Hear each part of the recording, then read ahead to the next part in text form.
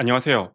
여러분, 전교 1등을 받았는데 칭찬을 받기는커녕 되려 용돈이 깎이거나 쫓겨나는 황당한 상황이 펼쳐지면 어떨 것 같으세요? 지금 대한민국 주식시장에서 정확히 이런 일이 벌어졌습니다. 삼성전자가 무려 89조 4천억 원이라는 괴물 같은 사상 최대의 영업이익으로 전 세계 1위를 찍은 바로 그날 주가는 30만 원 선이 무너지며 폭락했고 코스피에는 매도 사이드카까지 발동이 되었죠. 아니 도대체 시장은 왜 박수 대신 폭탄을 던진 걸까요? 그 이면에는 반도체를 버리고 빅테크로 갈아타라는 모건 스탠리의 긴급 경고, 또 빚내서 투자하던 하이퍼스케일러의 지갑 닫기, 그리고 엔비디아의 독점 체제를 뒤흔드는 중국 딥시크 쇼크까지 맞물려 있는데요. 지금 삼성과 하이닉스에 투자하고 계신다면, 혹은 진입 타이밍을 노리고 계신다면 절대 놓쳐서는 안 될 글로벌 AI 시장의 거대한 지각 변동에 대해서 오늘 이야기해 보겠습니다. 먼저 지난 7월 7일부터 살펴봐야 하는데요. 삼성전자가 발표한 2026년 2분기 잠정 실적은 매출 171조 원, 영업이익이 무려 89조 4천억 원이라는 삼성전자 역대급 최대 이익을 달성했죠. 작년 동기 대비 영업이익이 무려 1800% 넘게 폭증한 건데요. 100원어치를 팔면 52원을 남기는 제조업에서는 경이로울 수준의 높은 영업이익률 52.3%까지 기록하기도 했죠.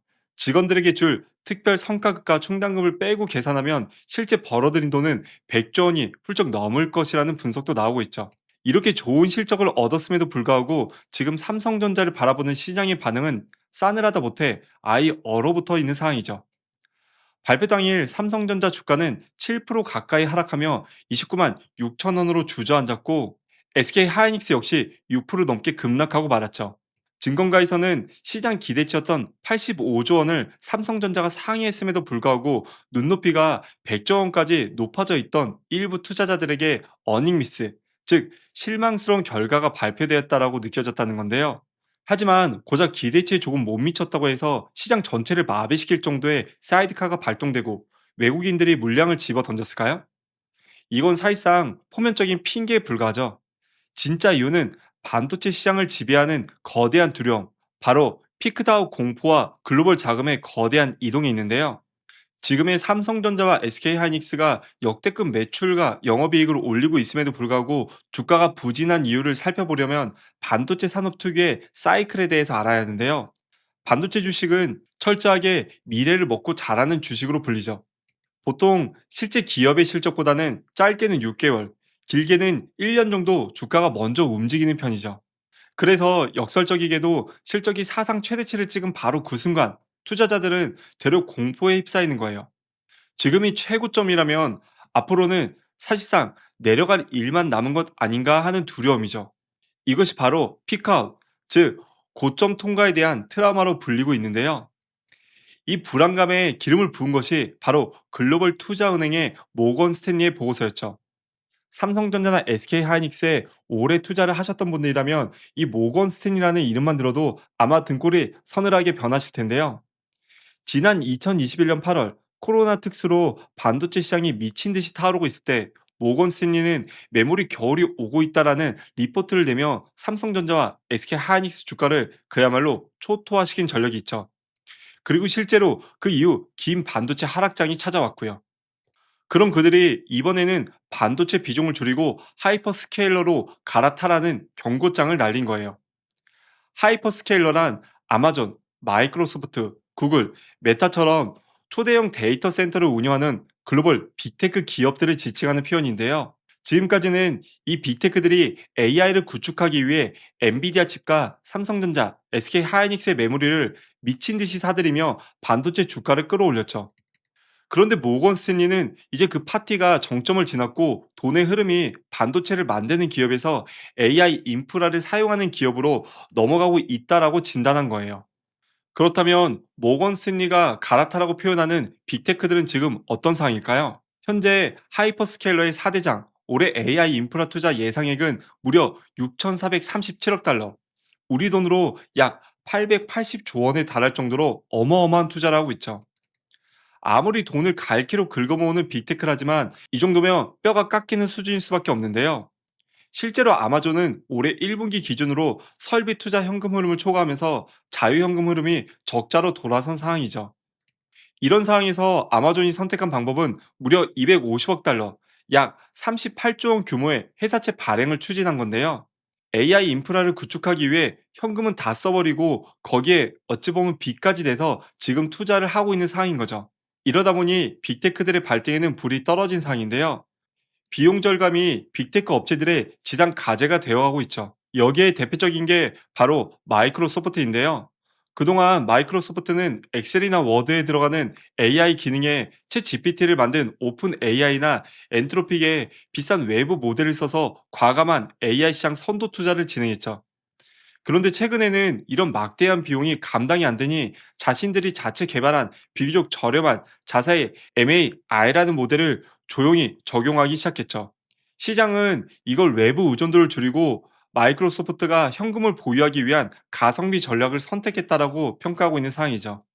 이처럼 지금까지의 빅테크 업체들은 AI 시장에 있어서 무조건 성능만 높이는 토큰 맥싱의 시대였다면 이제는 비용과 수익성을 철저히 따지는 토큰 이코노미 시대로 넘어가고 있다고 평가하고 있는데요. 빅테크들이 이렇게 지갑을 닫고 비용 효율화에 나서면 가장 먼저 타격을 받는 곳이 바로 어디일까요? 가장 크게는 엔비디아가 될 것이고 그 엔비디아와 끈끈한 관계를 구축하고 있는 우리나라의 삼성전자나 SK 하이닉스 역시 고대역폭 메모리 HBM의 판매 부진으로 인해 매출 하락을 겪을 수밖에 없죠. 시장은 바로 이 연결고리에 금이 가고 있는 상황을 많이 우려하고 있는 거예요. 여기에 결정타를 날린 또 다른 변수가 바로 바다 건너 중국에서 발표되었는데요. 중국의 대표 AI 기업인 딥시크가 엔비디아의 칩에서 벗어나 자체적인 AI 반도체 개발에 착수했다라는 소식이 들려왔죠.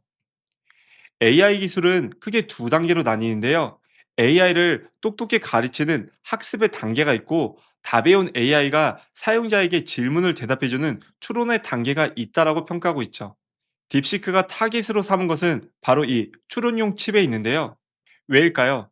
전 세계 수억 명의 사람들이 매일 챗 GPT 같은 AI에 질문을 던질 때마다 어마어마한 연산 비용이 발생하는데 이 추론 시장이 앞으로 AI 산업의 진짜 돈줄이 되기 때문이죠. 그동안 미국의 강력한 제재로 엔비디아 칩을 구하기도 힘들고 또 화웨이 칩만 쓰기에는 한계가 있으니 딥시크는 아예 자신들만의 칩을 만들겠다라고 선언해버린 거죠. 이건 비단 중국의 딥시크만이 아니에요. 아마존이나 구글, 마이크로소프트 모두 자신들의 맞춤형 AI 반도체, 이른바 ASIC를 미친 듯이 개발하고 있는 상황이죠. 이것이 한국 반도체에 미치는 파급 효과는 생각보다 꽤 치명적인데요. 만약 글로벌 빅테크들과 중국 기업들이 엔비디아의 의존도를 성공적으로 낮추고 자체 칩 생태계를 구축한다면 어떻게 될까요? 현재 삼성전자와 SK 하이닉스의 메모리는 꼭 엔비디아가 아니더라도 여러 데이터 센터에서 가장 중요한 핵심 부품이 되지만 가장 큰 매출을 올릴 수 있는 이유는 바로 엔비디아의 GPU에 들어가는 HBM을 판매하고 있기 때문이죠. 이런 상황에서 엔비디아의 공고한 독점이 깨지면 칩 가격은 내려가고 자연스럽게 그 칩에 붙어 판매되던 삼성전자나 SK 하이닉스의 고대역폭 메모리, 즉 HBM의 프리미엄도 줄어들 수밖에 없는 상황이 펼쳐지는 거죠. 게다가 중국의 창신 메모리 같은 레거시 디램 업체들까지 턱 밑까지 기술을 추격해 오고 있는 상황이죠. 투자자들 눈에는 지금 엄청난 호실적으로 올리고 있지만 이게 사실상 앞으로 더 큰 호실적으로 올리는 게 아니라 지금 정점에 다다른 거 아닐까라는 우려들이 계속 펼쳐지고 있는 거죠. 정리해 보겠습니다. 삼성전자의 89조 원이라는 역대급 실적과 그에 반비례하는 주가 폭락. 이는 단순히 시장 기대치에 따른 어닝 미스로만 보기에는 현재 주변 상황들이 좀 녹록지 않은 상황이죠. 그동안 막대한 빚까지 내가며 AI 인프라를 구축했던 글로벌 빅테크들의 향후 움직임, 그에 따른 모건 스탠리를 비롯한 월가의 우려 섞인 리포트들, 그리고 중국의 추격으로 인해 엔비디아를 필두로 강력한 해자를 구축한 우리나라 기업들의 또 다른 위기까지, 이처럼 지금 삼성전자와 SK 하이닉스에는 여러 가지 우려들이 나오고 있는 상황인데요. 이제 AI 시장은 묻지마 투자라는 1막을 지나 누가 비용을 효율적으로 통제하고 살아남을 것인지 겨루는 2막으로 접어들고 있는 건 아닌가 싶습니다.